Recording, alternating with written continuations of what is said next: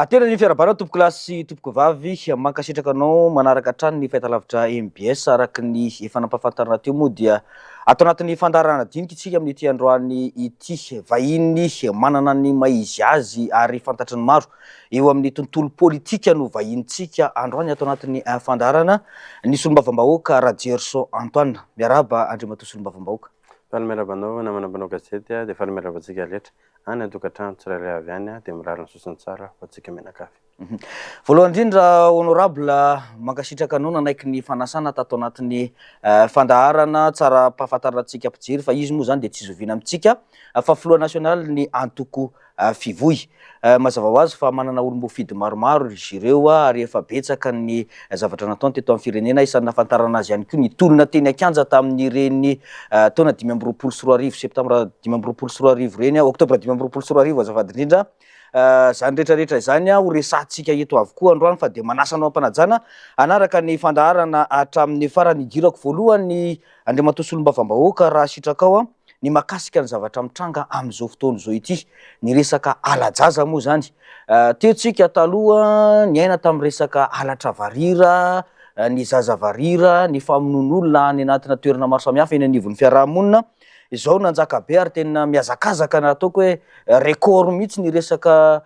tarehy marika manoloana an'ity trangety amin'izao fotoana izao be dia be ny faneho-kevitra maro samihafa mahakasika an'ilay izy Andriamatoa solombavambahoaka misy milaza fa ambadika politika déstabilisation d'état fa ho an'Andriamatoa Radjerson Antoine na maha-solombavambahoaka anao manahoana ny fahitanao an'ity trango ity inona ny tena mety ho antony mahatonga zao antony mampisavorovoro ny fiarahamonina malagasy zao. Ny antony gamba mety fantatritsika rehetrarehetra avy gamba hoe mety ho déstabilisation le izy mety ho trangana tsy fandriam-pahalemana ihany koa le izy tsika zany samy very aloha samy very hoe inona marina no antony mahatonga an'izao zavatra zao fa ny azo lazaina sy ambara dia ny hoe anjaran'ny fanjakana tanteraka no miahany vahoaka sy ny fananany miaraka amindreo mpitandro ny filaminandreo dia tena anjarany zareo feno no metraka ny fepetra rehetra tsy trangana zao zavatra zao ary manameloka tanteraka tsika raha ohatra ka resaka hoe déstabilisation politique na zavatra sahala amin'izany no amonoana aina malagasy isamborana ndreo zanaka malagasy kataoko hoe kidnappena le olona dia vonoina na alaina ny tova sy zavatra sahala amin'izany tena manameloka an'izany isika tsy izany tompoko ny fanaovana politika fa raha ohatra ka manohy an'izany ianareo dia tsy asoy an-tanindrazantsika zany tsy asoy anareo ihany koa fa ankizy faranareo sy ny taranaka-reo ka aoka mba ho atsahatra izany zavatra zany fa tena tsy mety samy verytsika hatramin'izao hoe inona mariny ty zavatra ty inona ty mitrango ty fa to ilay aina mihitsy ny lalaovina ao anatin'ilay izy dia manentana ny fanjakana ihany koa andray andraikitra fena ao anatin'izao ny tiako ambara ihany koa ngamba dia ny hoe raha vao resaka tsy fandriam-pahalemana manko dia eo amin'ilay hoe fitokisan'ny vahoaka eo foana ny lalana hanafoanana ny resaka tsy fandriam-pahalemana eo be dia be ny dingana vitantsika tao anatin'izany fanafoanana ny resaka tsy fandriam-pahalemana zany fa izay ny tena hoe baziny eo resaka confiance an'ilay na fatokisan'ilay vahoaka an'ilay mpitondra isika zao nanana lalana diso ny mpitondra satria nahoana notendrena indray ilay sefokotany eny fotany eny reny sefokotany reny nefany no mahafantatra ny olona ao anatin'ny tanànany mahafantatra ny ratsy sy ny tsara ao fidin'ilay olona mba hapetraka andrindra ny fiarahamoninao zao olona tendrena ao anatin'ireny tendreny reny teneniko anao fa misy olona tsy avao amin'ilay fokotany koa tendren'ilay ataontsika hoe préfet na chef district na zavatra ohatrany ho lasa sefokotany eo rehefa avy eo amin'izay mikorotana tanteraka satria izy tsy mahalala ny ratsy ny tsara ao anatin'ny tanàna mety misy olona tena efa tsy mahamoditra amin'ilay tanàna ao intsony no lasa voatendry eo satria iny no misolelaka ary amin'ny mpitondra ary voatendry eo iny tsisy rara iny olona iny rehefa avy eo tsy afaka manao ny asa iny akoatra ny resaka fifidianana dia mikorotana foana ilay fiarahamonina fa mila mahakalesona ny mpitondra mitrangan-javatra sahala amin'izao mila n'ilay fatokisan'ny vahoaka izay zany tena baza ny fitondrana raha vao tsy atokisan'ny olona ianao dia tena tsy zavatra mandeha mihitsy eo fa zay zavatra teneninao ayahin'ny olona foana hoe efa zany foana tenenindreo efa zao foana dia ny zavatra atao ny fihetsika rehetra ny olona tendrena ny fitantanana mangarahara miazakazaka makany amin'izany fahatokisan'ny vahoaka izany foana. Rehefa misy olona tena tsy atokisan'ny vahoaka intsony aza apetraka miara-miasa akaiky aminao fa manimba anao sy ny endriky ny fanjakana zany. Rehefa misy fitantanana maloto tsy mankarahara dia tena sazio ilay mpitantana, sazio ilay tompony andraikitra fa tokony avy aty ambony ny amafana ny kolokolo fa tsy avy any ambany ny trongisina foana eo. Dia zavatra sahala amin'izany mila apetraka. Hitantsika ny amin'ny raharaham-pitsarana eny ao anatin'izao trangana ala-jaza sy alatra olon-dehibe koa moa fangaro ao anatin'ilay tena manahy mafy aho satria lasa mitranga ao anatin'ilay antsontsika hoe vindicte populaire hotsika na fitsaram-bahoaka. Lasa tena misy fitsaram-bahoaka satria nahoana tsy mahatokony rafi-pitsarana ny olona. Zay lasa any dia tafavoaka. Zay lasa any efa hitan'ny fiarahamonina zao fa nanao ratsy. Dia tonga any tafavoaka foana tsy hain'ilay fiarahamonina intsony inona ny antony. Rehefa avy eo ilay fiarahamonina manao an'ilay fitsaram-bahoaka dia avy eo ilay fiarahamonina indray gadraintsika makany fa tsy ilay fitsarana tsy azo antoka ny diovitsika. Dia zay ilay resahako foana hoe ny bazy an'io fitondrana io dia fahatokisan'ny vahoaka. Ka rehefa tsy tafapetraka izay fahatokisan'ny vahoaka izay dia mitady ny fomba rehetra ny fanjakana hametrahana an'izay. Fa raha tsy tafapetraka ny fanjakana mihitsy izay dia ho sahirana nareo. Efa teneniko aty am-piandohany izay dia ho sahirana tanteraka mihitsy ianareo anatin'ny fitondrana raha ohatra ka tsy miazakazaka makany amin'izay fahatokisan'ny vahoaka izay. Raha mihaino fanazavanao Andriamatoa Solombavam-bahoaka dia ohatran'ny manome tsiny sahady ny fitondram-panjakana mahakasika ny fanapahan-kevitra ny amin'ny hoe fanendrenana lehibe pokotany amin'izao fotoana izao. Lesika goavana ve io raha ny fahitanao anazy zany? Tena io zany ho antsika mandalan'ny ety fotony fiovana ivoarany any fotony ilay atao hoe fivoy. Io resaka sefokotany io anie no isan'ny efa nalana an'ilay fiampitondra teo aloha ary tena bazy ny fitakiana mihitsy io anay tany ambanivohitra hoe aza tendrenareo ilay sefokotany satria be loatra ny fijaliana. Tsika ny aina tany ambanivohitra tena nahitany misy sefokotany tafiditra ao anatin'ny resaka kidnapping, misy sefokotany tafiditra lehibena mpangalatr'omby, misy sefokotany rehefa tonga ny opération ny olona manana problème amin'ny resaka tany rehetra tondrony lasa adalo be dia be ny fokon'olona tsy manatsiny lasa ny atsy afahany tamin'ny kidnapping natao Anjozorobe. Misy trangan'izany ve tao misy trangan'izany ao amin'ny districtn'ny Anjozorobe ary be dia be tsy Anjozorobe rery. Raha miresaka tsika zao sefokotany lasa adalo misy trangan'izany tao amin'ny districtn'ny Rivomamy, tao amin'ny commune Rivomamy 2 tao carte mobile Saint-Sis. Misy trangan'izany tany amin'ny districtn'ny Fianarivbe ilay lehibean'ny fokotany mihitsy no lehibean'ny dalo ary mitahiry fitaovam-piadiana Saint-Sis miaraka amin'ireo namany.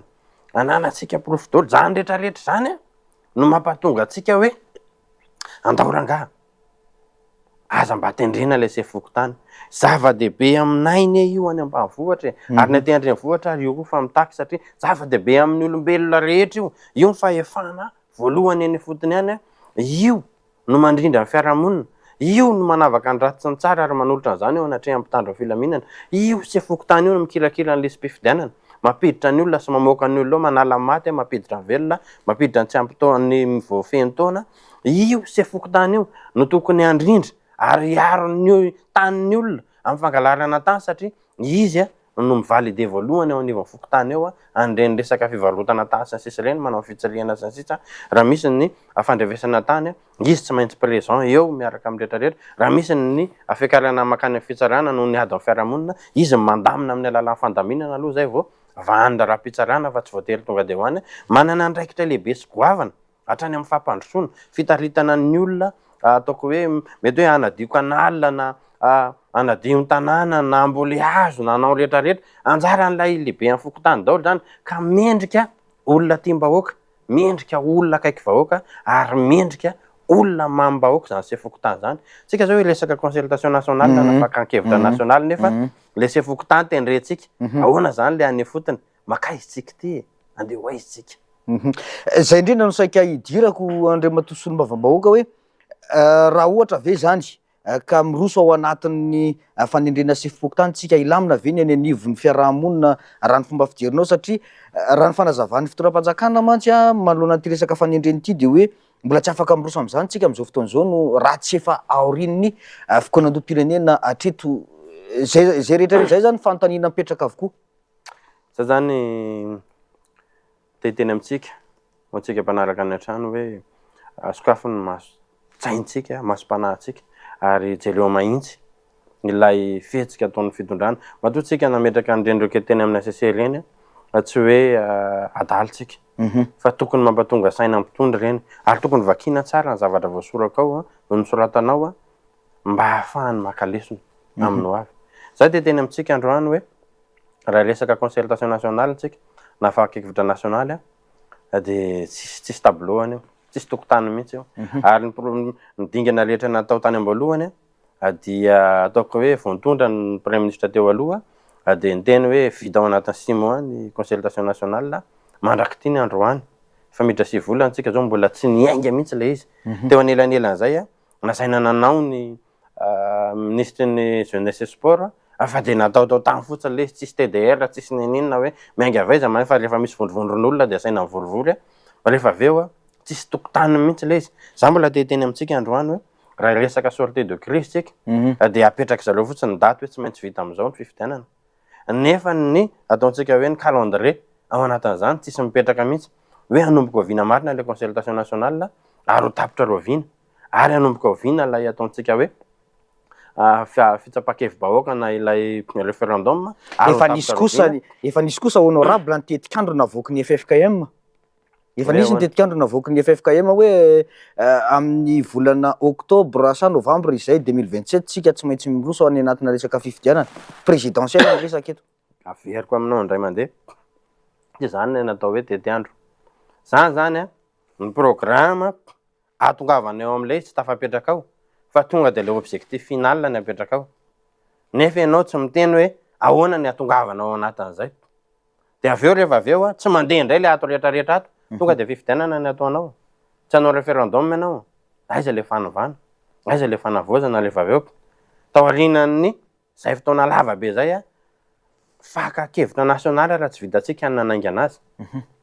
de tsy ohatr'izay mihitsy le tedavina raha ohatra ka nidra tao anatin'ny fitondrana io izao fanjakana zao de ny anina izy fa naza tony anak'Andriamaso ny lalam-pandroena ary ny anina koa izy fa ametraka an'ilay ataontsika hoe chronogramme mazava ivoana ao anaty zao crise zao atolotra ny ACC kanefa mandraky ty ny androany sy volana teorina mbola tsy tafapetraka zay hoe aiza ilay dingana oarahana miaraka amin'ny tetiandro mazava atolotra ny ACC ivoana ao anaty zao crise zao tsy nisy hatram'izao mandraky ty ny androany fa tonga de hoe tsy maintsy vita décembre 2027 ny fifidianana de miverina indray ako hoe ny bazany ny fitondrana de mifatokisan'ny vahoaka rehefa tsy atokisan'ny vahoaka de ho sepitra androany nareo miteny hoe am'izao daty le izy tsy miainga indray le izy amin'iny de miteny indray am'izao daty rehefa aveo ny olona leo reraka tofoka ny olona satria mihevitra foana le izy de tsy mandeha foana le izy fa tena hoe avoa ny TDR ahoana ny itondrana an'ity iaingany amin'ny fokotany ve ty sa ho atao isaky ny chef-lieu ana province ve ty sa hoe ahoana mihitsy lay eritreretana itondrana an'le izy afahan'ny olona mandinika hoe mety na tsy mety koa zany satria ny olona koa tsy maintsy mijery ao anatiny io zany zavatra rehetrarehetra zany de mbola miverina foana hoe mila atokisan'ny olona reo raha misy olona tsy atokisan'ny olona akaikinareo elo lavitra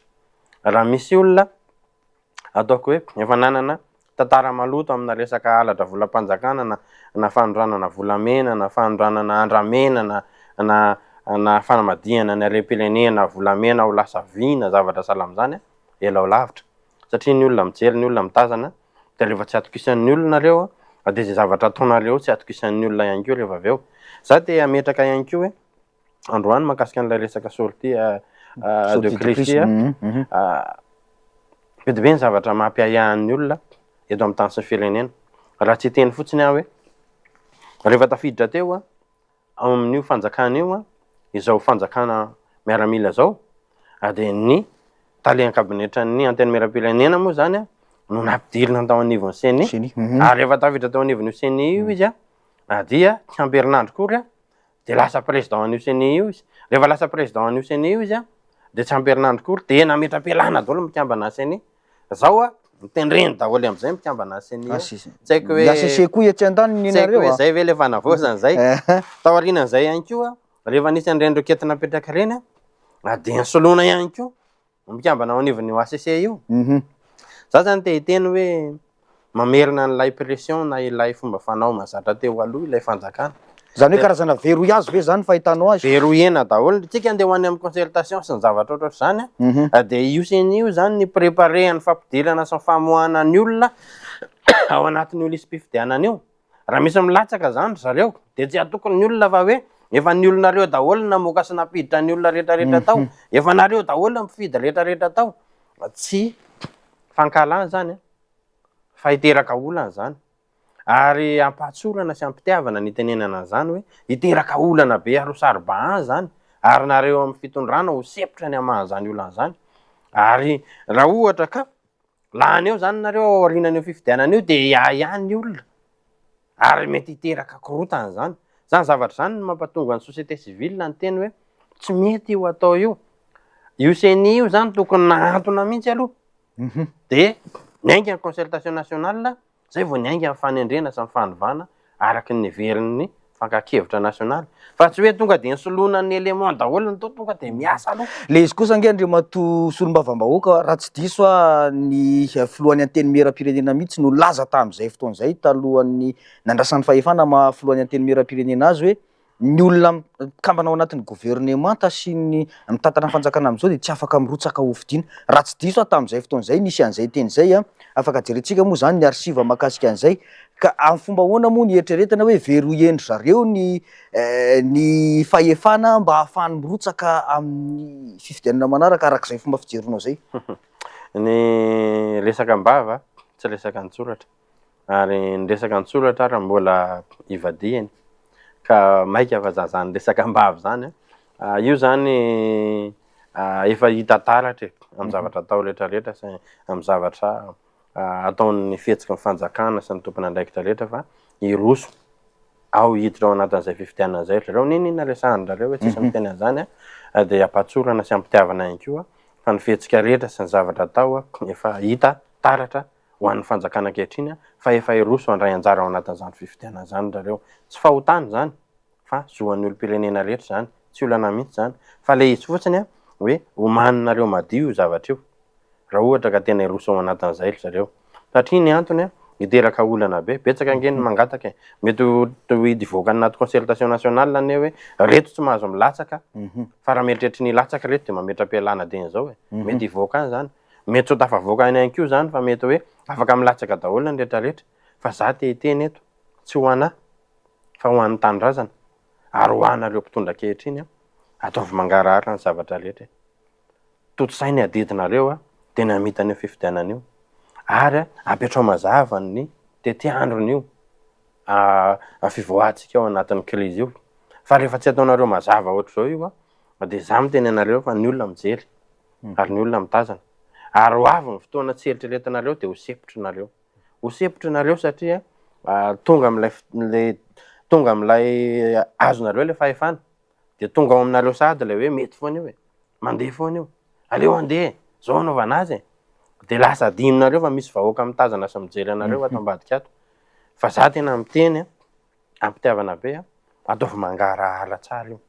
ary tena apetrao araka ny voalazan'ny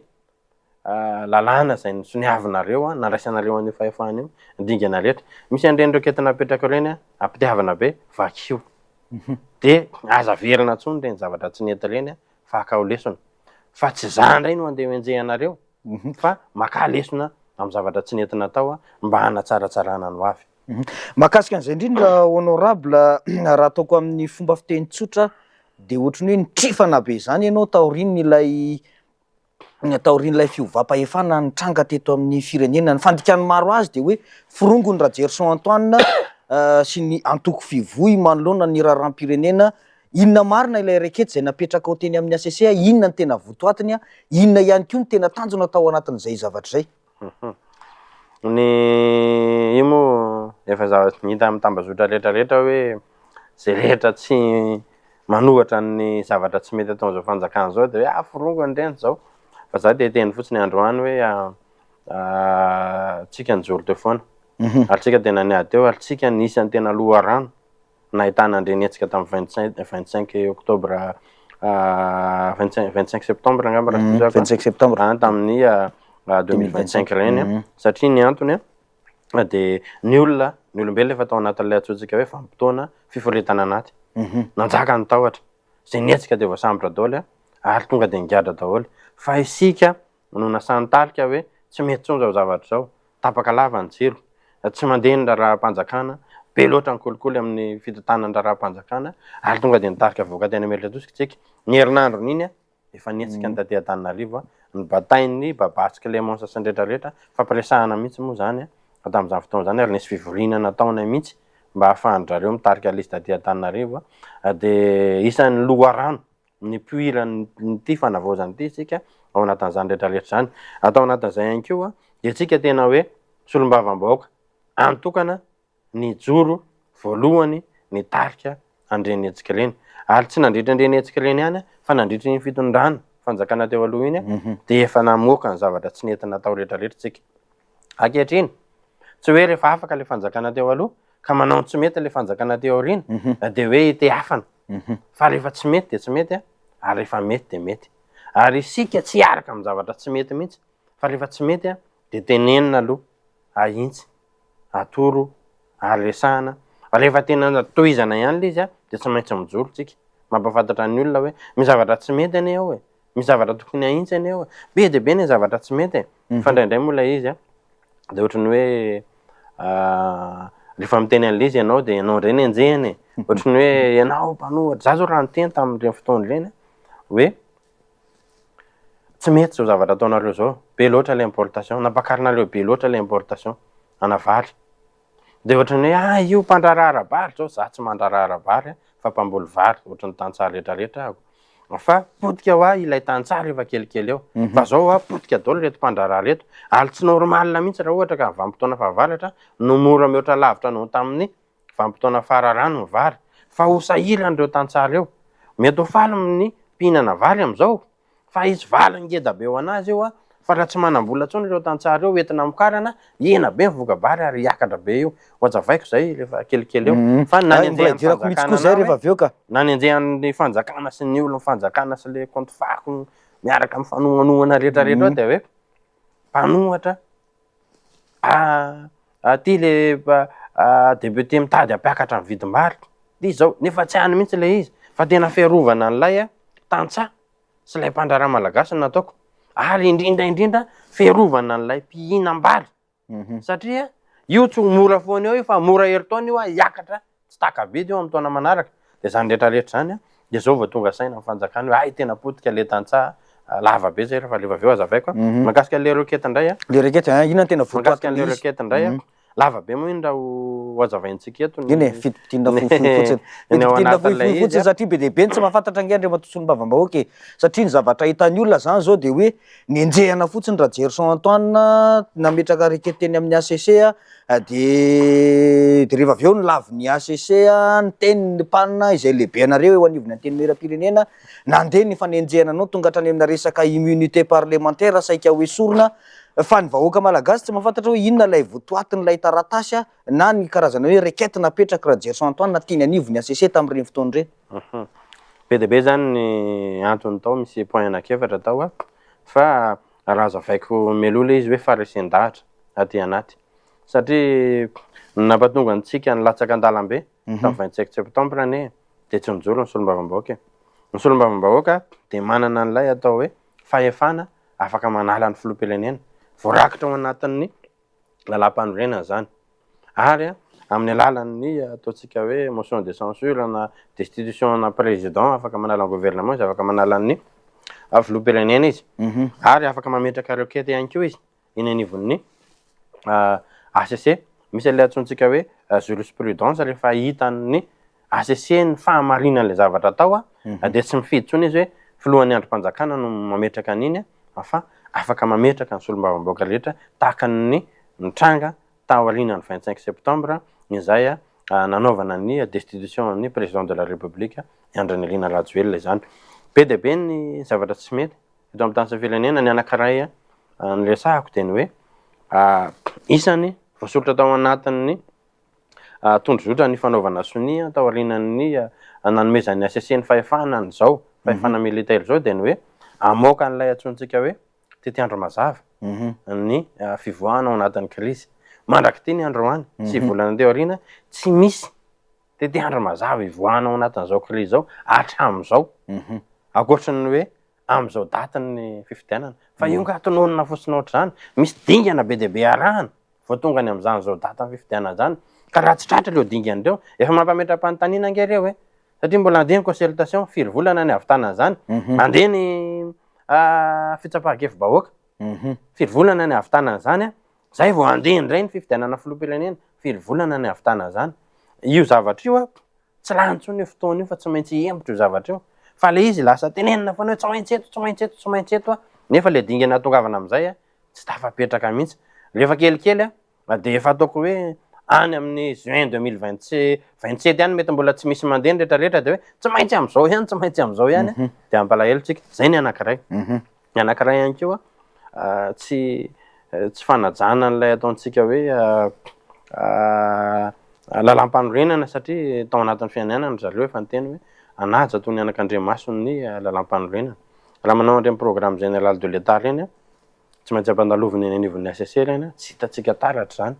satria mbola jerena ny conformité andreny fanaraka tanteraka amin'ny lalam-panorenana ve ny zavatra sy ny programme rehetrarehetra okasain'ny fanjakana tao anatin'izany ihany keo raha vao manao resaka état d'urgence sy ny zavatra oatra zany tsy tonga de ataotao fatany zany fa tsy maintsy mandalo ihany keo zany de voadingana daholo reny dingana rehetrarehetra reny de zany mampatonga atsika ao anatin'izay koa ny resaka nomination na PM sy ny sisa zay efa nampimenimenina atsika moa tamin'ny fiandohana sy ny rehetrarehetra hoe tsy mety zao zavatra zao raha ohatra ka izao fametrahana zao tsisy consulté mihitsy fa tena hoe napetraka araky ze napety andraleo teo ny voalaza ny lalam-panorenana nefa hafa mihitsy ary tsy mifanaraka am'izay de napetraky tsika reny zavatra rehetrarehetra reny ny tanjosika ao anatin'ilay izy de ny hoe firenena iombonana ny anankiray ngamba ny teny hoe lay resaka hoe au transition de l'état ozy izy tsika na hoe mampiaia ny fisindreto rosianina be deabe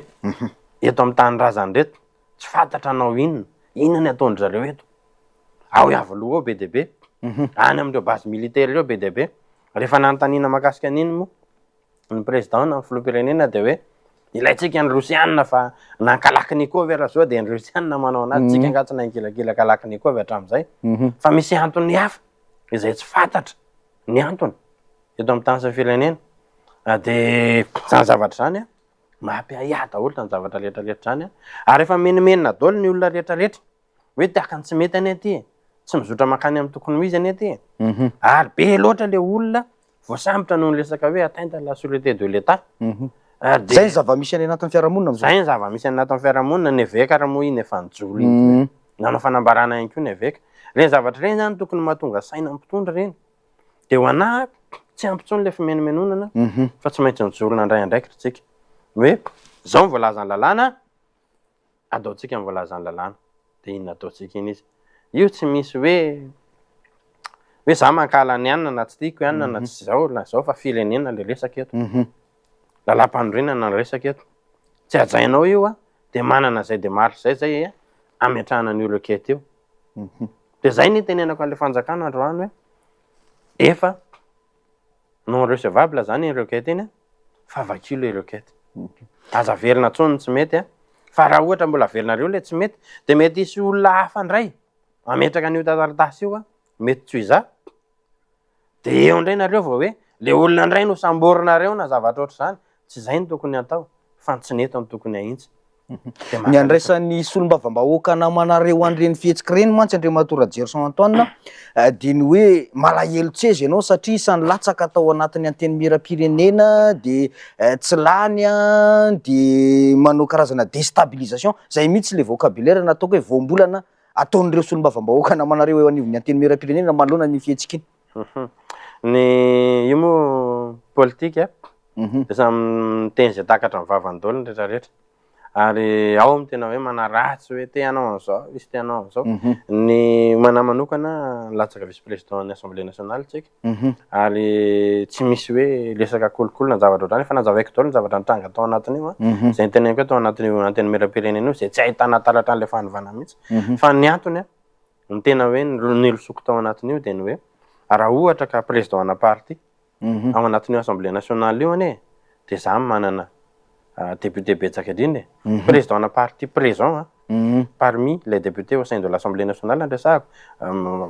ny député izay mpikambana ao anatin'ny assemblée nationale kanefa président na parti manana député betsaka indrindra de tsika raha parti manana maire betsaka indrindra ato anaty faritany Antananarivo ane de tsika ihany koa parti ny resahako fa tsy groupe de parti dikan'izay tokony ary manana chance ary manana ny tanjaka ahafahana manao an'izany ataontsika hoe vice président ny assemblée nationale zany ao anatin'izay ihany koa le hoe fanovana raha solombavam-baoaka atao anatin'ny anteny melapirenena io ane ka tena nitarika an'ireny tolona tamin'ny niaraka tamin'izay ZCC reny de tsika ihany koa ary tena hoe rary ny sintsiny loatra fa hoe iny ny tapaka ny rehetra moa zany tsy asiantsika olana iny tsy manana alahelo tsika fa ohatrany zavatra tsy nentina atao rehetrarehetra iny de any iny fa dingana vavondray no arahana ny antsika hoa averiko foana ihany rehefa tsy mety de tsy mety rehefa mety de mety ary tokony hotoanana ny olona manao an'izany fa tsy ho atosika na zavatra sahala am'izany de tsika tena hoe manana an'izay fomba fijery mahitsy zay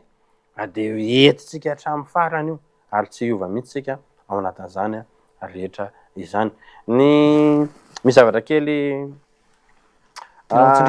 tiako tsindrina satria ao anatin'izao fanavoazana zao de zavatra tena nandrandrainy ary tena mampikaikaiky ary mbola mivelona amin'ny resaka tsy fandriam-pahalemana io de le resaka ady amin'ny kolikoly ny tena mapotika an'ity firenentsika ty tena ilana fanavoazana goavana be fanovana de io resaka ady amin'ny kolikoly io tena potika ny arentsika raha teny amintsika fotsiny hoe tafiditra hatrany amin'ny 3,5 milliards de dollars ane ny volamena voaondratsika antsokosoko makany avelany isa-taona tsy mivoaka fotsiny eto zany fa misy kolikoly zany misy corruption zany efa hitatsika tao anatin'ny ministère ny minina io zavadindrindra volamena firy kilao vadika vy aiza ny olona voasambotra aiza ny olona ngiadra fa tsy nareo solombavam-baoaka ve tokony mba hanao enquête parlementaire manoloana zay tsy tafiditra ao anatin'ny andraikitra reo ve zany zavatra zany io moa zany efa nisy enquête parlementaire nandeha efa nidemara be deabe zany hoe reto mandeha reto zao fa tsy hita fifarana izy hatramin'izao hatramin'ny jirama hatramin'ny rehetrarehetra mbola tsisy niaingana izy rehetrarehetra ny vahoaka malagasy nefa zao miandry an'izay am'izao honorable ka ny ao anatin'ny anteny merapirenena teneniko anao foana fa resaka loi de la majorité ny ao lalàna maro anisa no mitondra an'io fa tsy hoe ny tenako rery avita zavatra be deabe ao nivonio anteny merapirenena eo rehefa misy zavatra atao ao de miakina ny safidiny maro anisa rehefa miteny maro anisa hoe ok mandeha ny rehetrarehetra teny maro anisa tsy mety zany tsy mandeha zany rehetrarehetra zany fa maty momoka any ambadika any daholo zany inona initiative anao ao de zay le hoe lapan'ny démocratie ozy tsika lapan'ny tsangatanana lapan'ny maro anisa fa mampalahelo anivonio anteny merapirenena io de mbola alaheloko foana ary tokony ho atsofotsika ny anatin'ny ataotsika hoe constitution any ny solombavam-bahoaka rehefa tafiditra anivon'ny anteny maire io indépendant izy tamin'ny fotoanandro ny lasa miaraka amin'ny herimara tsofoka anaty amin'ny herimara voafitaka le vahoaka hoe leo an'le herimara de mba mifidy indépendant izy tonga anatin'ny assemblée lasa miaraka amin'le herimara ny solombavam-bahoaka amin'ny antoko hafa sy ny sisa ohatry zany lasa miaraka amin'le mpitondra foana zay manana fahefana zany no rahandrareo zao afaka le herimara teo na ny herimara daholo ndray na ny indépendant na ny antoko lasa any daholo de ohatrany hoe zay tsy makany ny adala ny antsika de hoe sika fivoy hatramin'ny farany mandrabatapitra ny fofonaintsika ary tsy vadika amin'io tsika fa efa natsidika teo honorable mahakasika le resaka hoe kolikoly eo anivon'ny fitsarana inona marina tena zava-misy raha ny fahitanao anazy efa ndresako aminao tao ihany moa fa fitsarana io tena fosotra tena fanetry be andretrarehetra mihitsy araky ny fandresahako teo de hoe miondrana tsokosoko daholo ny arenatsika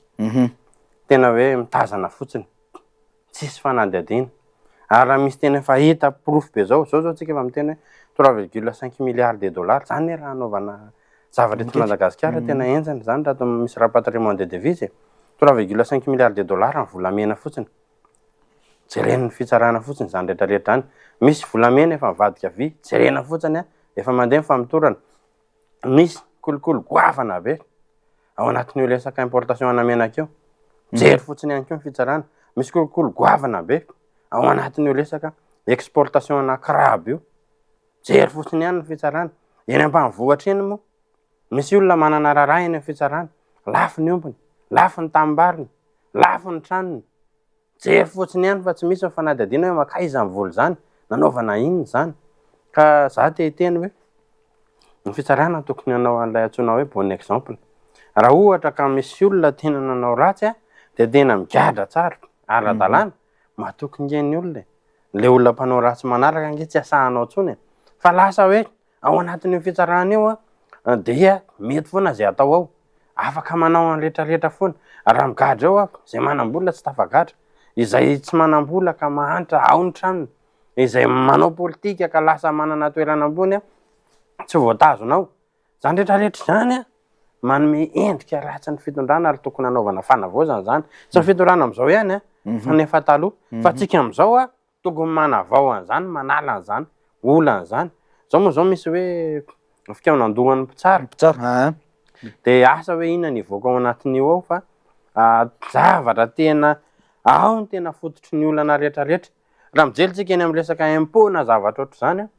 dia lasa fitaovana politika ireny zavatra ireny ohatrany hoe ny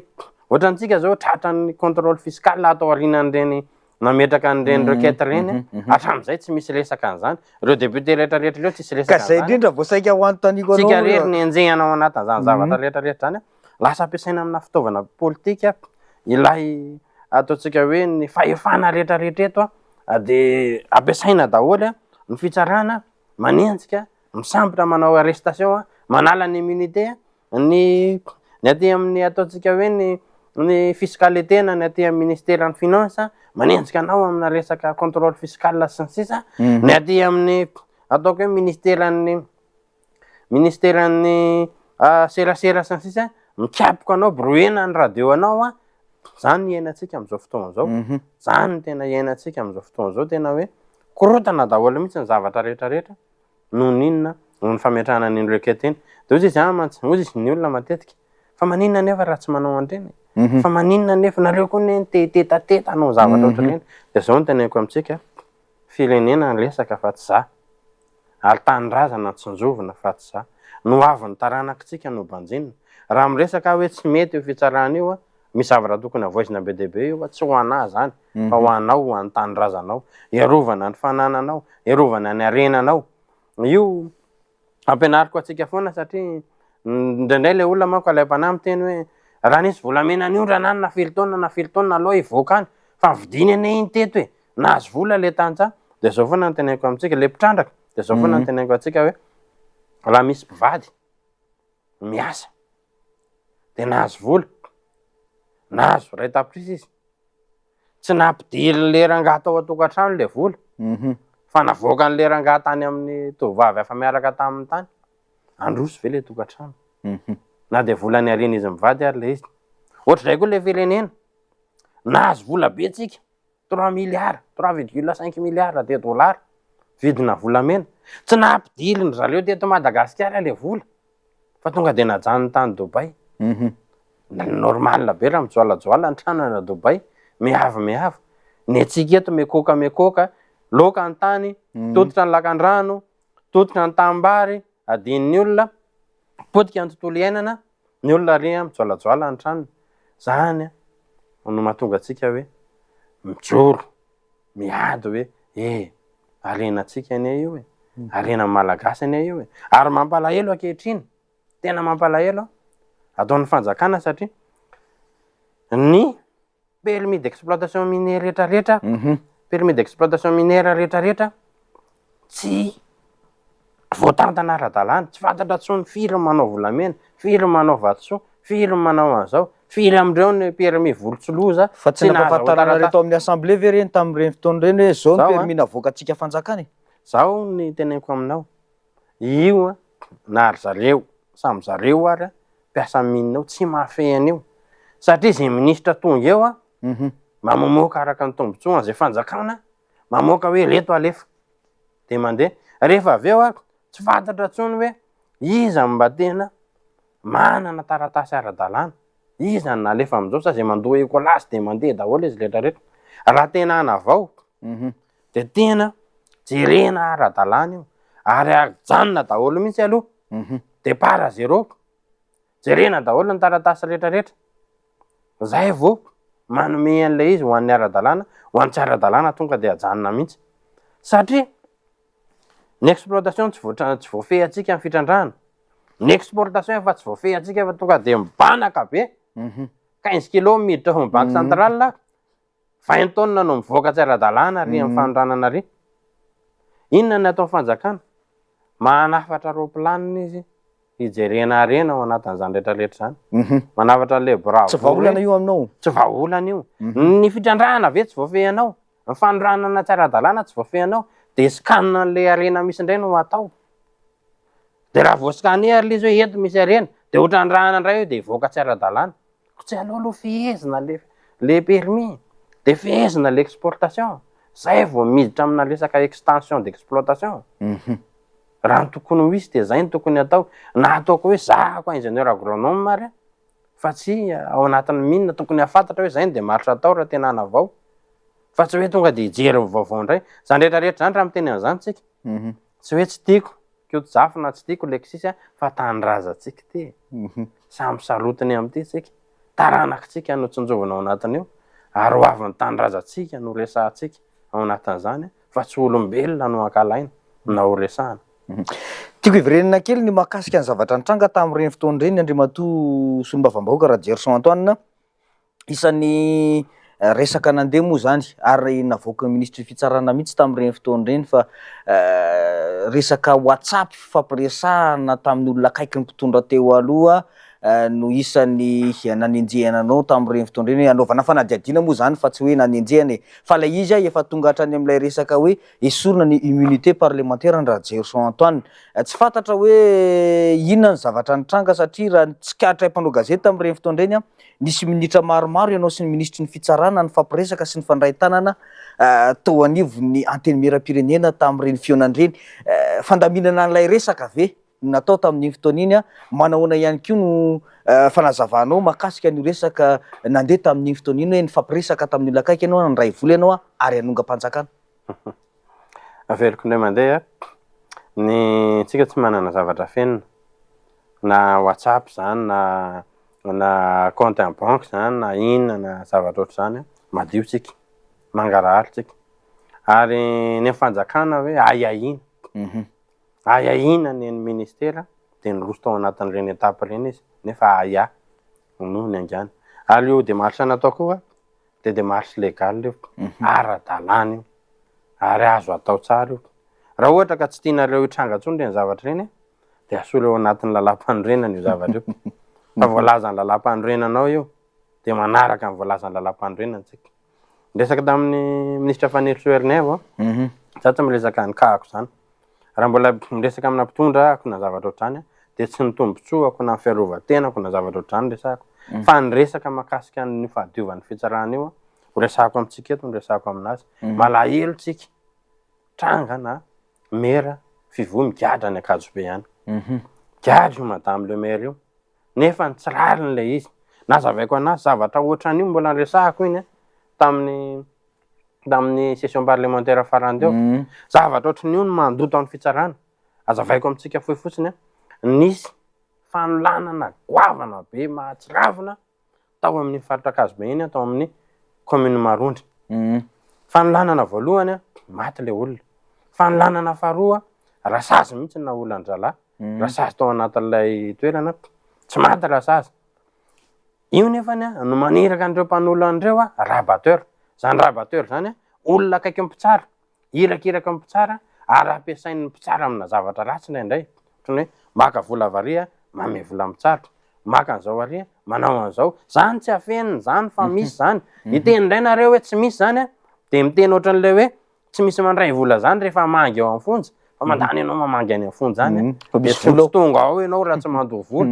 de miteny ndraiky zareo hoe tsy misy an'izany fa misy zany ary tsy azo laviny zany io nefany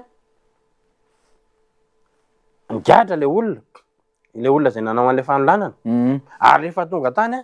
de navoaka an'ity rabateur ty nolazaina fa nitsoka le dahalo tavatsoka le dahalo mbola nanolana olona indray mandeha indray izy ary maty indray le olona tsy tratra tamin'iny izy fa ataontsika hoe tratraka tratra izy tamin'iny fanotelony iny tratra tamin'iny izy ary nanonona an'le rabateur rehefa avy eo le rabateur nitsoka le dahalo ty nigadra zany hoe efa tany amponja izy de tafaporitsaka de tafaverina any amponja indray de le rabateur de le rabateur no napetrano anazy name crédit anazy naniraka anazy tamin'ny action rehetrarehetra le dahalo no tena misy proof ve zany Andriamatosolom-Bavamboaka misy proof zany misy proof zany rehefa avy eo am'izay de inona ny zavatra nitranga samboriny fokon'olo ty rabateur ty de naterina teny amin'ny tandra filaminana nalefa tany amin'ny fitsarana io rabateur io nefa navoaka ny fitsarana indray taty aoriny malahelo mihitsy fokon'olona ary ny zavatra tiana nampalahelo nisy fanolanana indray teo amin'le tanàna mpianatry ny lycée rehefa voaolana io mpianatra io de mbola mivonony reto dahalo reto ihany ary amin'ny fomba fianabibina nalentiny tanaty fotaka ny lohany aveo rehefa vita ny nataony de maty le zazavavy ary tratra ny ray tamin'le dahalo rehefa tratra ny ray tamin'le dahalo tsy natokony fitsarana ntsony le fokon'olona neto ampitandra filaminana avany le dahalo natsofoka tao anivonivon'ny commune tonga tao amin'ny commune le dahalo nikoropaka madame le maire nantso rapport tonga avy any ampitandra filaminana be deabe aka an'ilay dahalo tao anivon'ny commune io rehefa nalaina teo anivon'ny commune io am'izay le dahalo hoeto ampitandra filaminana ho aterina ty Akazobe maty amin'ny fokon'olona teny an-dalana fitsaram-bahoaka zany fitsaram-bahoaka de avy eo madame le maire napetrano an'le dahalo tao indray no nigadra zay tsisy idirany madame le maire mihitsy le izy de eo tezitra amin'ny fokon'olona sosotra ny olona fa zay moa nidina tany nanao fanadihadiana ary ny tena ny fiarahamonina hoe kalo aminareo alao andeha ny raha-pitsarana nyresaka tamin'ny tompona ndraiky tsika nyresaka mivatana tamin'ny madame le ministre efa intelo zay iny évoquena tao amin'io assemblée io efa nresahan'ny député any Akazobe io efa nresahako amin'ny ministre iny vatana iny mbola naveriko indray mandeha indray tamin'ny session parlementaire farany tao ny tanjona de tsotra zavatra ohatran'io no mandoto ny fitsarana ny mpanao ratsy avoaka ny olo marina gadraina any de zany le tsy mety zany de zay ny teneko madame le ministre iny hoe mba jereo madame le ministre olona voafidim-bahoaka any io zavatra tsisy idirany itazomanareo anazy any za miteny anareo ty misy olona maloto tsy samborinareo fa avoaka anareo de le rabateur zany hatramin'izao mandehandeha mirehary any le rabateur nefany izy ny tena auteur ny crime rehetra ia tsy maintsy nametraka ny fantanina satria zavatra hitateny aneviny anteny miaram-pirenena mantsy zay zavatra zay somary resaka kely an'ny tontolon'ny politika amin'ny ankapobeny-tsika satria efa natsidika teo ihany ny mahakasika an'le resaka fokoan'andom-pireneny ity Andriamatosolom-Bavambahoaka mbola tsy manomboka tokoa ntsika amin'izao fotoana zao raha ny fahitana Andriamatora Gerson Antoine azy zay Solom-Bavambahoaka inona ny mety mahatonga atsika hoe mikatso ny firosona makany amin'ilay resaka fakan-kevitra nasionaly na ny dinika nasionaly na ny concertation nasionaly volonté politique io zany miankina amin'ny volonté politique ampitondra io ne mbola tsy nanomboka akory zao teteza mihitsy zao fa voky nahazo ny fahefana zareo de efa nitenitsika fahefana tsy voafidim-bahoaka ianareo fandao atsona ny erivelona rehetra efa ampidinika ary amoaka tondrozotra ho arahana rehefa avy eo ao anatin'izany erivelona tondrozotra teteza mity io tondrozotra ny teteza mity io ao anatin'izany afaka manao indicateur tsika ao ny ray aman-dreny ao ny mpitondra fivavahana ao reo ataoko hoe parti politique izay tena hoe représenté satria parti politique eto amintsika tonga de anarivony afa tena hoe manana solotena amin'ny ataoko hoe maire betsaka na tsaiky misy indicateur avoaka rehefa tafapetraka zay zavatra zay ao ny société civile ao ny rehetrarehetra miara-mandinika am'izay zany de miara-manapaka hoe ahoana ny itondrana an'ity zavatra ty ahoana ny voanao anatin'ity crise ty afirina marina ty zao ty apetraka am'izay le hoe rovina ny datin'ny concertation misy ataontsika hoe fandinihana préliminaire satria ny antony zany de zao lasa ifanjakany dolo ny manao an'le rehetrarehetra natsofiny ao anatin'ny ministera mihitsy nge le le fondation le fondation zay indrindra zany zavatra zany efa tsy mety fa lasa unilatéral zany rehefa avy eo tsy mantoky ny olona rehefa avy eo lasa anahirana ane io zavatra io zao rehefa tena nitranga daholo rehetrarehetra na alefany amin'ny FFKM indray le izy zao be deaibe indray ny parti politique efa maninona ny FFKM teraka adevitra be deaibe fa raha ohatra ka tany am-piandohana de natsona daholo ny rehetrarehetra de niarany dinika de niarana moka hoe zao ny anaovana anazy de napetraka ny rehetrarehetra de nilamina efa nandeha daholo ny rehetrarehetra ohatr'izay fa tsy miaino tsy misy koa le volonté politique za tsy indray mandeha no nidradradratra an'izany fa imbe deaibe mihitsy no nidradradratra an'izany hoe raha te ho tafavoaka ao anatin'io krizy io dia raiso ny hevitra ny rehetrarehetra mbola ho solution ve zany am'izao ny efaran'io raha vao tsy mandeha io an'ny FFKM io de tsy maintsy afara am'izay io zavatra io satria hosahirana tanteraka ary ny amin'ny mampalelo anahy fotsiny de zao hoe raha afaka 5 taona aoriana zao moa zany zay vao andeha le fifidianana de ahoana inona no mety ho impact an'izay ho fiantraikany am'izay le amin'ny fiainam-bahoaka mihitsy ny raha tokony ho izy ane ny vahoaka no misafidy hoe mety amiko ny programme n'ity mpitondra fanjakana ty mety amiko ny programme n'ity ole latsaka ao fidiny ty ny impact an'izay zany lasa tsy ilay etaetam-bahoaka mihitsy ilay olona tena apetraka amin'ny vahoaka sy atokisan'ny vahoaka tsy tafapetraka ao anivon'ny fitondrana ary tsy manana fanantenana mazava ny olona hoe inona marina lay fandrosoana hoentina ary ny impact an'izay ihany koa de hoe ao anatin'ilay resaka hoe gestion administrative ny etasy ny gestion budgétaire ny etasy ny rehetrarehetra hosahirana raleo satria na communauté internationale raha vao prolonger mitohy eo de hosahirana izy tsika tena mbola tsy autonome ny tsy autonome tsy manana resaka autonomie budgétaire anazy fa mbola miandry vola varia velany sasisa ho sepitra izy raha ao anatin'izay rehetrarehetra zay misy impact agoavana be sur le plan économique politique social zany raha zay no azo ilazana anazy fa anjaran'ny mpitondra ny mametraka zany autonomie zany fa tsy ao anatin'izao transition zao ny ahafahana mahatonga any am'izany raha ny tokony ho izy izao fanjakana zao de manomana ny fifidianana io ny ataony dia manao ny resaka afera korontsy ny ana rehetrarehetra mba ahafahana mampiodina an'ilay firenena ohatrany hoe ahafahana madongo karaha-mampiasa ahafahana manao an'izao fa tsy tokony manana initiative politique amina resaka développement izy fa anjaran'ny olom-boafidy zay satria zany zavatra zany mbola kosoneniny vahoaka hoe mety aminay zany fa tiany fidinay zany mihitsy ny zavatra andrasanay fa tiany fidinay zany hoe am'raha Gerson Antoine zany de tsy mety ilay hoe manao karazana fifanarahana développement zay mandeha am'izao fotoana zao karazana fifanarahana maro ataon'ilay fanjakana zany ataoko amin'ny ankapobeny ny hoe tsy mety tsy mety misy manko le zavatra ataontsika hoe zavatra tena ilaina ary amahana olana mety hoe resaka mahakasika ny jirama zany na zavatra ohatry zany tsy maintsy atao reny fa raha tena hoe andeha hanao contrat d'exploitation ana mine ary ianao na andeha hanao contrat d'exploitation ana zavatra goavana be ianao tena tsy zao kosa angamba fotoana tokony anaovana zany olom-boafidy ny tokony hanapaka an'izany fa tsy hoe olona mandalo ao anatin'ny teteza mita de anenjika anao nyzany zavatra zany hiteraka mauvaise image tsika na endrika ratsy ho an'ny fanjakana rehefa mandeha zao aloha ny olona tsy miteny fa rehefa ao arenao de averin'ny olona daholo lazain'ny olona namidinao reny zavatra reny aiza ny vola tam'ty na tsisy vola akory ary le izy de tokony mitandrina zany ny fanjakana amina zavatra ohatry zany ary tokony mahitsy foko foana rehefa manao zavatra fa ty tany teny efa fandalovany na za zao na ianao zao na nipeno rehetrarehetra any tsy maintsy ho faty daholo fa hoe iza ny maty namela mamy izy mba namela dia tanana ho fampandrosoana ny tanàna sa hoe tamin'ny androny reny tam'ireny solombavam-bahoaka tam'ireny kilakila ny rehetrarehetra tao nanjaka ny dalo sa hoe tam'ireny niady ho an'ny tsy fandriampahalemana izy niady ho an'ny mangarahara sy ny ady amin'ny kolokolo izy nametraka zavatra lehibe dia tanana tsara ho an'ny firenena izy ohatr'izay ihany koa ny filohan'ny fanavaozana mba faniriny ihany koa nge de mba zay hoe mba hanana dia tanana tsara izy ka rehefa ante hanana dia tanana tsara apetraka tsara le andraikitra fa tsy mivoana amin'iny araharotiko satria miazakazaka be ngamba ny fotoanantsika ao Andriamatoa Solombavam-bahoaka ny mahakasika an'le resaka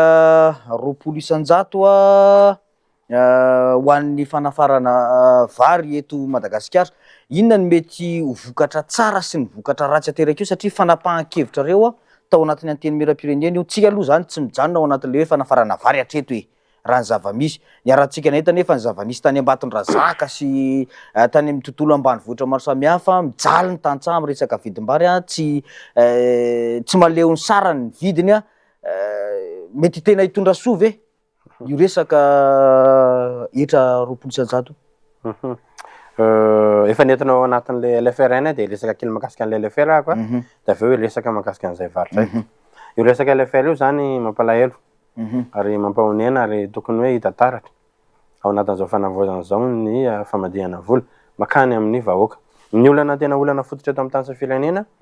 dia tsy misy an'ilay antsontsika hoe redevabilité na le hoe tambelina ndraikitra foana mihitsy zany raha ito zavatra telo reto zay efa nampimenemena hatramin'izay hoe bonne gouvernance faiza mitantana transparence na ilay antsontsika hoe mangarahatra na ilay antsontsika hoe redevabilité na hoe fiverenany vola makany amin'ilay vahoaka ny vola tantanan'ny fanjakana vola be 16 milliards ariary manodididina any nefany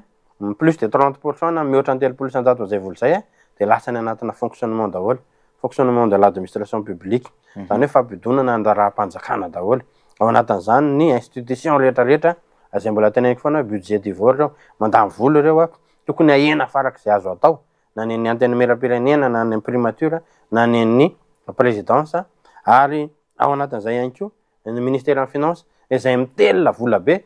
18,2% ny budget de l'État izay tsy rariny loatra ary tsy mety satria ny karama rehetra efa nalefany anatin'ny ministère nefany ninazy mbola goavana be ihany tazominy ao maka izy io vola io tokony misy fanadadiana tsara mazava satria ny tena hoe ligne budgétaire nge ny apetraka zareo fa tena destination finale an'ilay vola tsy fantatra rehefa aveo na koatr'izay ihany koa ateny hoe ny aty amin'ny resaka ataontsika hoe secteur d'activité productive rehetrarehetra na ny hoe sehatrasa mamokatra tahakany hoe ministère ny agriculture 5,56% fotsiny eo tahakany hoe ministère ny élevage dia 0,1% fotsiny ohatra faingo ray isan-jato fotsiny ny atokana anazy nefany raha miresaka fiompiana zany tsika ny ombrinke miasa an-tanytsika eto amin'ny akamarony ary tokony marovana zany ary misy vola mihodina be deabe ao anatin'ny élevage ao tokony hojerena zany resaka pêche nanjono 0,28%, ny ministère ny industrie 4% fotsiny 4,2% fotsiny ao anatin'izay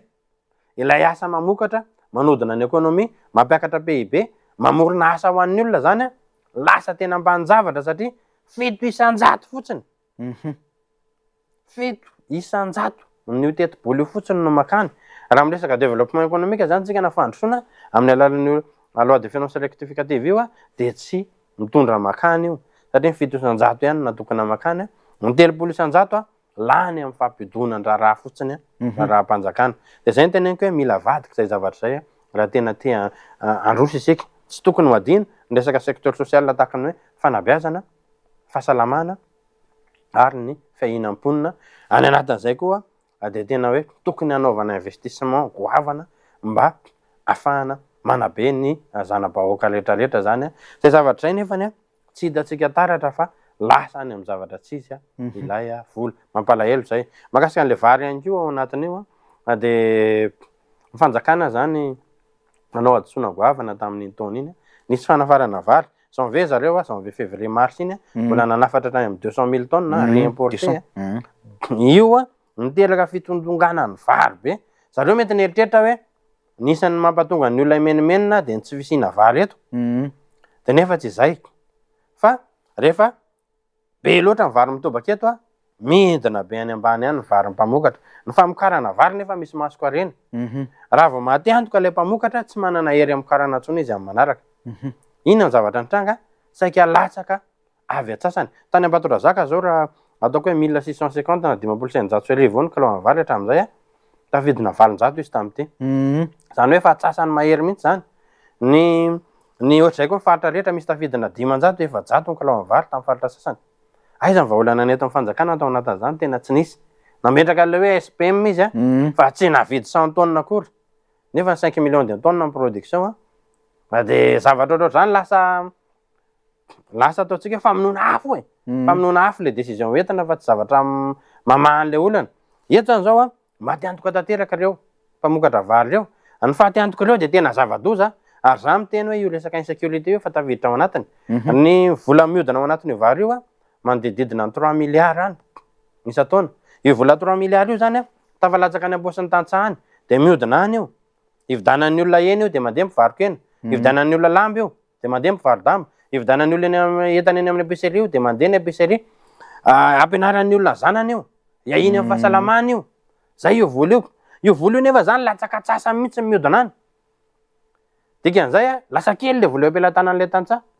ka tsy afaka manao zavatra ankoatran'ny besoin vitaux na le hoe filana fototra tsy mandeha ny tsenany épicerie kiatana mivarokena mody mivaro-damba misy fiahina misy fiarina potika be deabe zany any ambanivohitra any satria tsy manam-bola ny olona ary misy olona dila ny vola any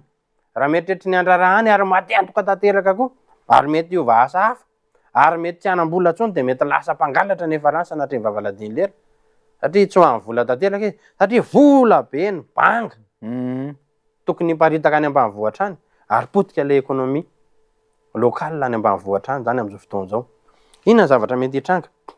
fanjakana zany de tokony hametraka n'ilay antsoina hoe mesure d'accompagnement na hoe fandraisana pepetra manokana am'ty taom-pambolena manaraka ty mba hahafahana mamboly vary ara-dalàna anenjehana amin'ny production manaraka satria raha tsy manao an'izay fanjakana de hiena be mivoka-bary amin'ny avril ka hatramin'ny juin 2027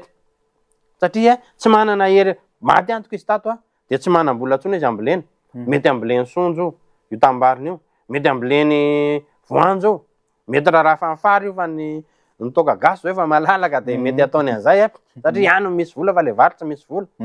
ka rehefa zavatra nahafaty antoko anazy mety tsy te herika tsony izy ary tsy verina fa amin'ny vary an-tanety aloha zany mety hivadika zavatra hafa daholo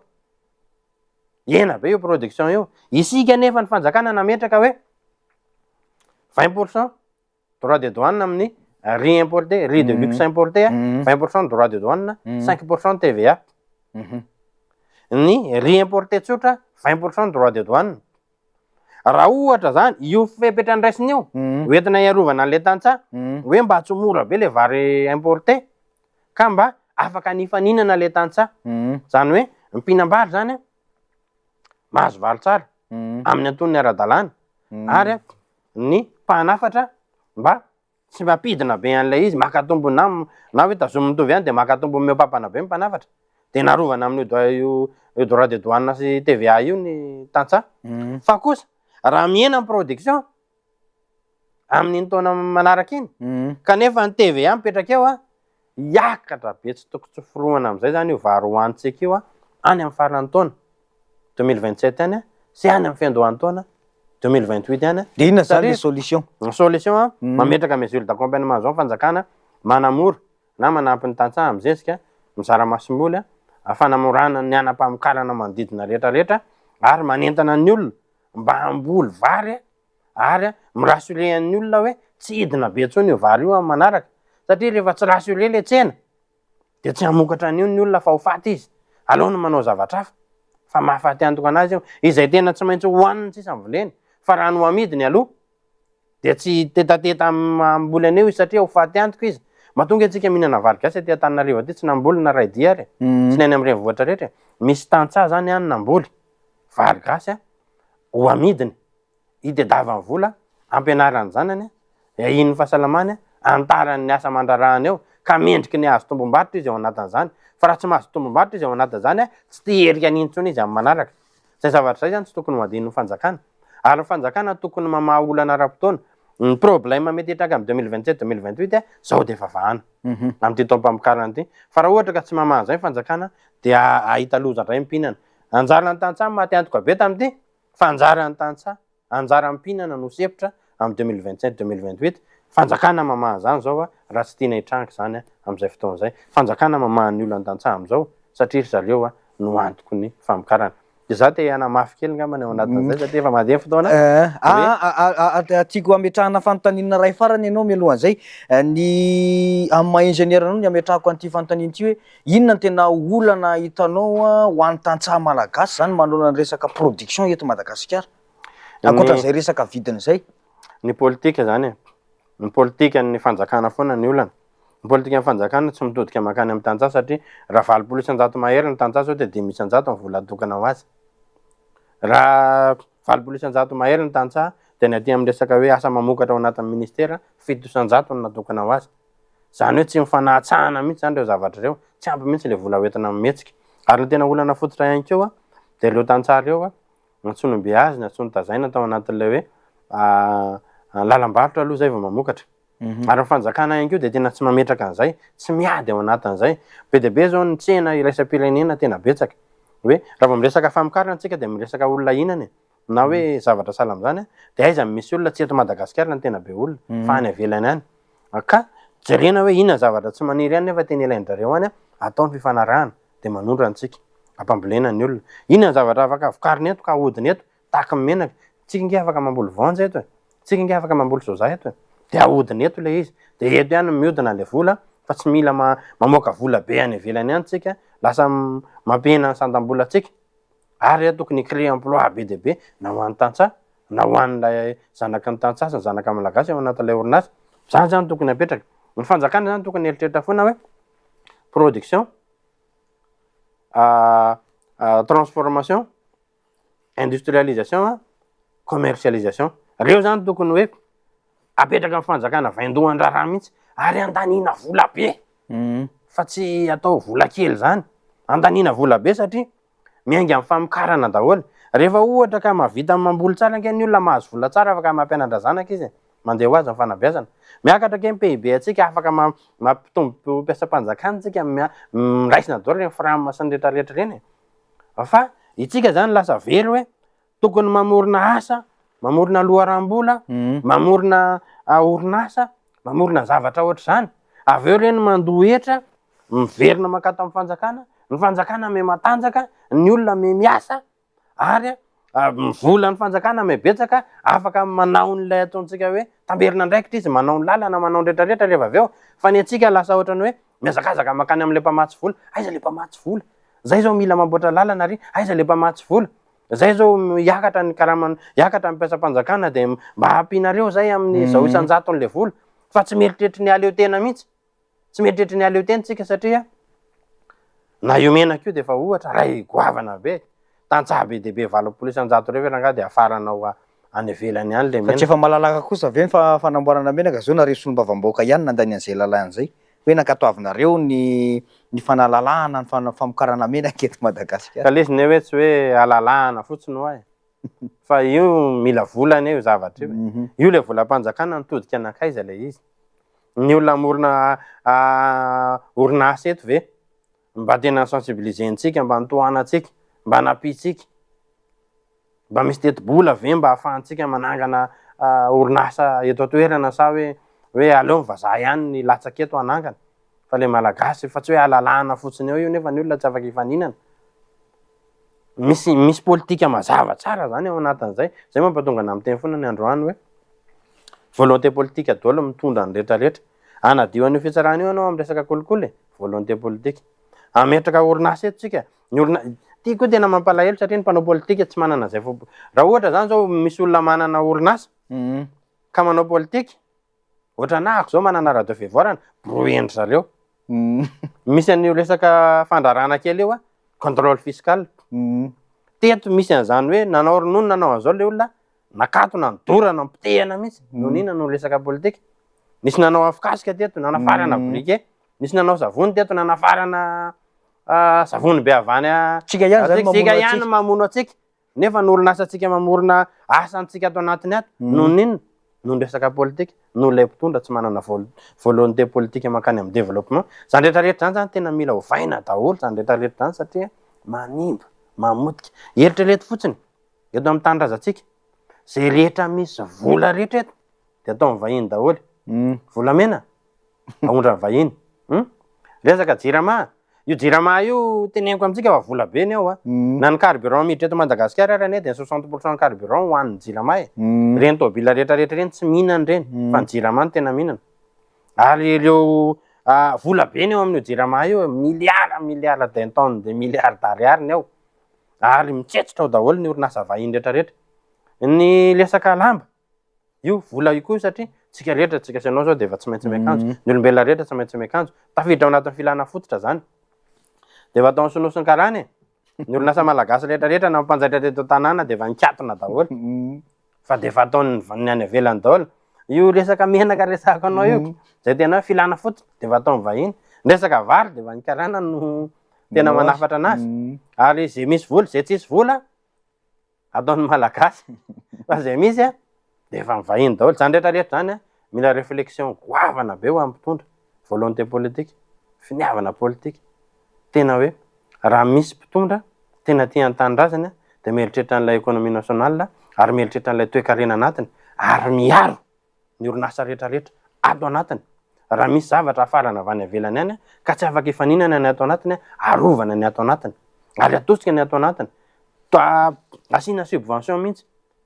subvention de l'État, mety amin'ny caisse-ny fanjakana zany, mety amin'ny alalan'ny banque primaire zany, mety amin'ny alalan'ny banque centrale zany, mety amin'ny alalan'ny fananganana ataontsika hoe atahirim-bola manokana iahina ny orinasa sy ny tatsapamokatra ohatra. Zany volonté politique daholo zany. Fa rehefa tsy misy mihitsy io volonté politique eo de eto sika fa andizany vahiny eto sika de ohatrany gaga tsika hoe fa maninona ny trano Dubai mijolajola nefa volamena atsika ny lasany tsika tsy te an-tanindrazantsika. Eny ary tapitra ny fandarantsika Andriamatoa Solombavam-bahoaka teny famaranana avy aminao indrindra fa afatra ho an'ny vahoaka malagasy zay manaraka antsika. Ny teny famaranana angamba de ny hoe tsika moa fivohe na le antsoina hoe fiovana ivaorany ny fotony de ao anatin'io de manana tanjona mazava tsika hoe maingy ny fotony ny fanovana, maingy ny fotony ny fampandrosoana. Ny vahoaka ety fotony tokony sitraka an'io teti-bolam-panjakana io ary tsy tokony misy procédure be ny famoahana an'io sy ny zavatra salama zany fa tokony tena ho sitrahan'ny vahoaka io. Fa rehefa mbola tsy zay no mitranga de tsy tonga le fampandrosoana.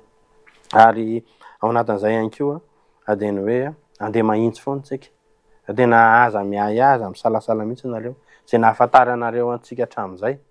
de ahafantaranareo antsika hatramin'ny farany. Io vavantsika io tsy teny mihitsy hoe ty misy zavatra tsy mety de ho terena hoe teneny hoe mety io afana ho tapahana ary lohatsika de tsy mety foana no avoaka ny vavantsika io. Ary mba tena hitondra an'izay fahintsina ara-politika zay tsika ary tena hitsinjo ny taranaka, hitsinjo ny tanindrazana, anao ny zavatra tokony atao ary tsy anao ny zavatra tsy tokony atao. Ary teniko farany hoe ho antsika mpanao politika hoe mandalitsika ny eto hoe ny politika de fandraisana andraikitra ampandrosoana ny tanindrazana, hitsinjovana ny taranaka fa tsy hiarinao sy anao zay ampanakarenanao hitsinjovanao ny tenanao manokana fa tadidio fa raha hialy eto ianao ndray andro any zako tsy maintsy hialy eto de tsy hitondra ianao natapa-panjaitra ray ary fa ho fonosany ianao de ho alevina ary ho lohatra ny olona rehetra ianao. Ka za miteny androany hoe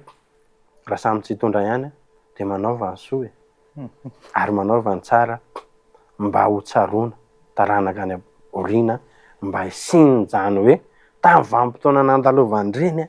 de tahaka an'izao ny fivoarana ny tranga zareo no nametraka ny reto rehetrarehetrarehetrareto de andaotsika mba hiady am'izany ho an'ny taranaka ho an'ny tanindrazana. Makasitraka makatelina de manao veloma mandram-piainatao. Makasitraka indrindra Andriamatoa Solombavam-bahoaka nanaiky ny fanasana tamin'ity androanyity sambany ianao no vahiny teto amin'ny fandaharana dinika ankasitrahana feno ny fanekenao an'izay fanasana izay be dia be moa zany zavatra nandeha tsy maintsy nyresahana fa de mialatsy indrindra tao anatin'izay hoe fiantsoana tampoka sy ny fampiantsoana izay natao zay hoe ao anatin'ny fandarana de betsaka aza ny adidy miandry anao ao anatin'izany hoe amin'ny maha-Solombavam-bahoaka anao sy adidy eto amin'ny firenena izay. Tapitra ny fandarantsika tompoko lahy sy tompoko vavy isaorany ianao nanaraka izany hatramin'ny farany mankasitraka ny teknisianina mametraka ny soavatsara veloma tompoko.